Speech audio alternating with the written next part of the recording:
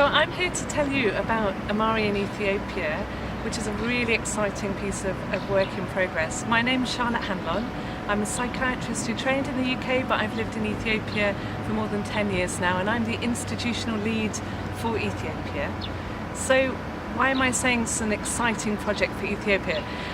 Back in 2011, we, together with Ethiopian colleagues, we established a PhD program in mental health epidemiology within Addis Ababa University. And this was an obvious next step for Ethiopia. They'd sent PhD students overseas to train and had very fruitful collaborations with the University of Umeå in Sweden and also King's College London. But it was time for the centre of gravity to move back to Ethiopia.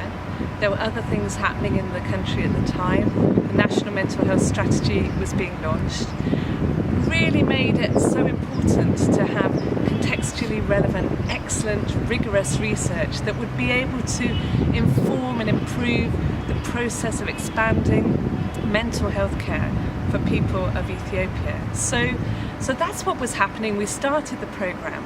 But there were a number of barriers we faced. We just had a really small pool of supervisors, and so we couldn't offer a very big range of topics, and there were only few of us. There was a bottleneck for the number of students that we could have, and we didn't have research money for PhD student projects aside from our existing work. So what has AMARI helped to do? So one of the first things is to expand our pool of supervisors and our access to a much broader range of methodological techniques that are really important within global mental health. It's helped us to have dedicated money for students so they can choose topics, and we can start to do some preliminary research in areas that are not currently funded by big funders and get some preliminary findings to be able to get bigger money. It's also equipped our fellows much more adequately for their future careers, the kind of work they're going to need to do, as pioneers of mental health research in Ethiopia. So they need leadership skills, they need good professional skills, and a fantastic network of young mental health research professionals across the four AMARI countries. So that's Ethiopia, South Africa, Malawi and Zimbabwe. So we've had 7 PhD fellows so far, and we have 3 postdoctoral fellows, and that's a really important piece of the jigsaw as well, because career pathways are not well developed.